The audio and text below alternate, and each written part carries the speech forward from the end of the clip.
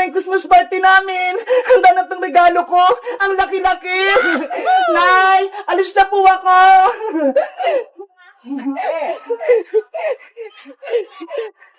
Nasaan na si Princess saka si Iska? Tanghali na ha. Malilate na kami sa school. Bebang!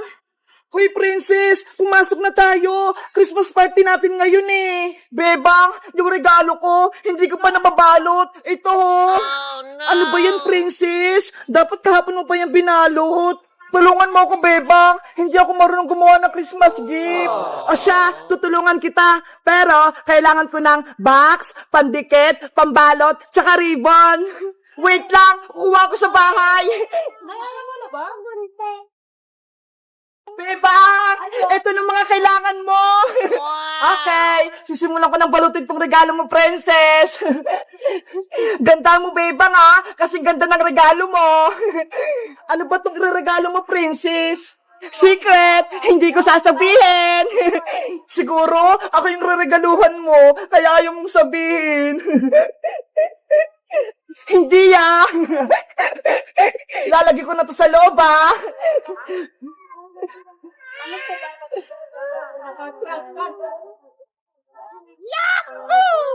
Bilisan mo, Bebang! Baka magsimula ng Christmas party natin! Maubusan tayo ng pagkain! Ayan na, Princess! Malapit na!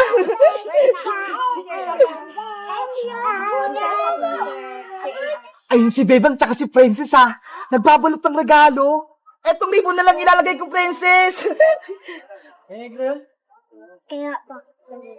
Ayan, Princess! Tapos na! Nabalot ko na yung regalo mo! Wow! Ang ganda-ganda! Ang galing mong gumawa ng regalo, Bebang! Tara na, Princess! Magsimula ng Christmas party natin! Okay! Let's go! Bebang! Ano po yun, Nay? Nakalimutan mo yung baon mo! Ayaw nga pala, yung baon ko, nakalimutan ko sa bahay. Wait lang, Princess, ha? Kukunin ko lang yung baon ko. Bantay mo yung regalo ko, ba? Okay. Ayun, umalis si Bebang. Iniwan niya yung regalo niya.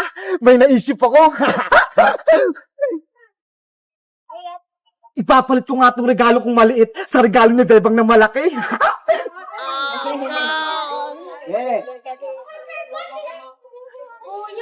Ang tagal naman ni Bebang. Yes! Nakuha ko na! Hindi ako nakita ni Princess! A few moments later. Princess! Nakuha ko na yung baon ko! Tara na, Bebang! Kunin mo na yung regalo mo! Huy, Princess! Tignan mo! Ano yon? Oh, no. Yung regalo ko! Lumit! Ayaw nga, no? Malaki lang niyang kanina, ha? Ano nangyari? Bakit biglang lumit yung regalo ko? Ganon kalaki to kanina, ha? Papasok na ako sa school, malaki na tong regalo ko. Guys, yung regalo ko, biglang lumiit. Ito na siya, oh. Saan kaya siya napunta? Mamaya na yung Christmas party namin, eh. Dapat mabawi ko yun. Sino kayang kumuha? Mag-comment lang kayo para sa part 2. Bye-bye! Oh, no. Princess! Ano nangyayari sa'yo? Bakit ka nagwawala dyan? Princess! Buksan mo yung pinto! Sa wakas, naging kalibok na rin ako. Nanakawin ko na yung mukha ni Bebang pati ni Iska.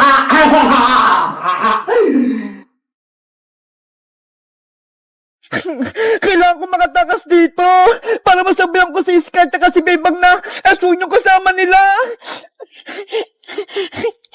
Princess! Okay ka lang ba dyan sa loob ng CR? Bebang! Pumasok ko dito sa loob! Tulungan mo ako!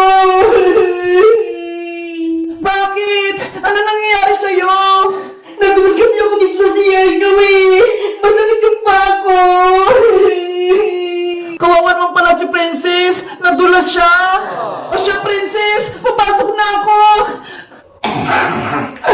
Gumana yung plano ko. lalapit sa akin si Bebang. Princess!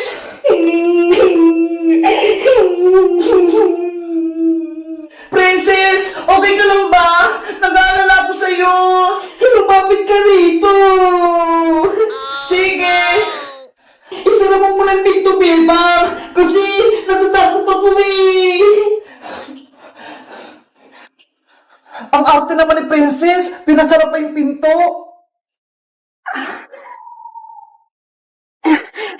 Ayan! Natanggal na yung tali sa kamay ko.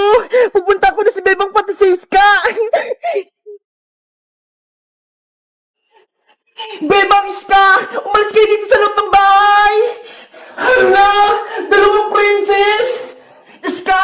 Nasa si Bebang! Delikado dito! May nakapasok na aswang! Hoy, sino ka? Makukulang ka ba? Ha? Nasa loob ng siya si Princess ha? Kasama si Bebang? Ako ang tunay na Princess Iska! Maniwala ka! Layuan mo ko! Hindi ko si Princess! Iska! Ako yung kaibigan niyo si Princess! Maniwala ka sa akin! Aswang na kasama niyo! Naguguluhan ako! Lumapit ka pa rito! Bilis! Nandiyan na ako, Princess! Lagot ka na rin, Bebang.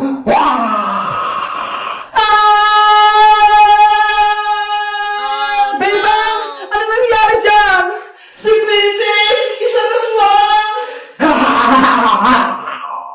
Sabi ko sa Iska eh! May nakapasok na aswang dito! Yung matanda na nagpapanggap na ako! Sorry, Princess! Hindi agad ako naniwala sa'yo! Ngayon, ikaw naman ang kukopyahin kong mukha, Bebang. Ano pong gagawin niyo sa akin? Kukopyahin ko yung mga mukha nyo at pagdating ng alas 12, mawawala na kayo sa mundo. At ako na ang papalit sa katawan nyo. Huwag po! Maawa po kayo! Akin na yung mukha mo, Bebang. Ika! Tulong! Bebang! Princess! Tulungan natin si Bebang! Sige! Bilisan natin! Bebang! Sarado yung pinto, Princess! Hindi ko mabuksan! Paano na yan? Paano na si Bebang? Mapapasakin na yung mukha mo. Ah!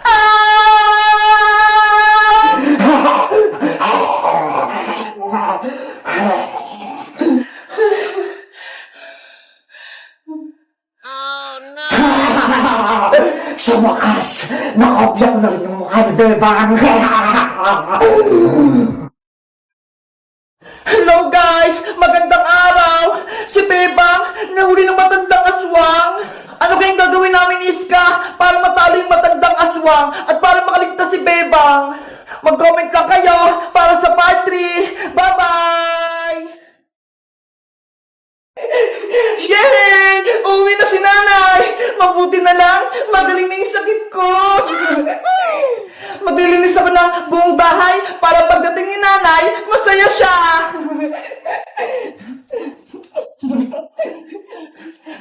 Ay, aba!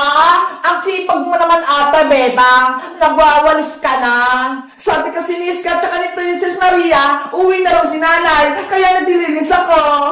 Naniwala ka naman sa sinabi ni Princess pati ni Iska. Di ba, Mami? Next year pa uwi si Tita Sitang? Oo. Sa susunod na taong pa uwi si Ate Sitang. Kaya huwag kang managinip dyan, Bebang. Pero Tita Margaret, gusto ko na pumuwi si nanay. Nahihirapan na po ako dito. Tsaka gusto ko na rin pong pumasok sa school. Hanggat kami ang kasama mo rito, hindi ka makakalabas ng bahay. Maglilinis, maglalaba, at maghuhugas ka lang ng pinggan. Naiintindihan mo ba? Kung nandito lang si nanay, hindi siya papayag na hindi ako mag-aaral. Huwag ka lang mangarap, Bebang. Hindi na uwi si Tita Sitang dahil hindi ka niya mahal. Hindi totoo yan, Maria. Mahal ako ni nanay. Kung mahal ka ng nanay mo, bakit ka niya iniwan? Kaya hindi ka niya na mahal, Bebang. Hindi na siya uwi dito. Sinungaling ka, Maria. Mahal ako ni nanay. Hindi niya ako iiwan. Bebang, bumalik ka rito!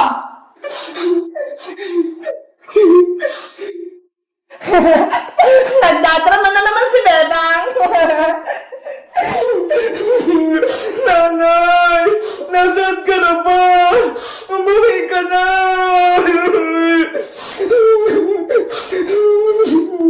Mami, di ba mahal mo ako? Kaya di mo ako iiwan? Di tulad ng ginawa ni Tita Sitang kay Bebang?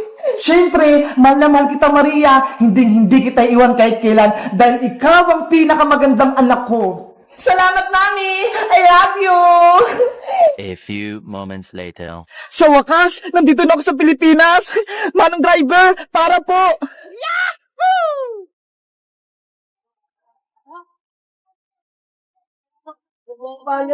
Salamat po. Namiss ko yung bahay namin. Namiss ko rin si Bebang. May kita ko na si Bebang. Bebang! Maria, may tao sa labas. Silipin mo nga kung sino yun. Sige po, Mami.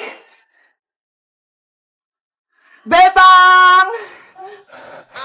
Mami, halika rito. May problema tayo. Ano yun, Maria? Para ka nakita ng multo? Tingnan niyo po. Si Tito Sitang nasa labas ng gate. Ano? Ay, oo nga. Totoo yung sinabi ni Bebang. Uuwi na si Ate Sitang. Bebang! Yuhu! Bakit ang tagal naman buksan? Ang gagawin natin, Mami?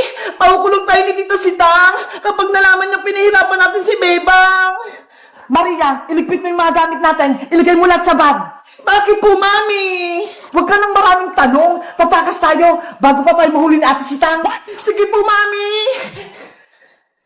Bebang, papasok na ako sa loob.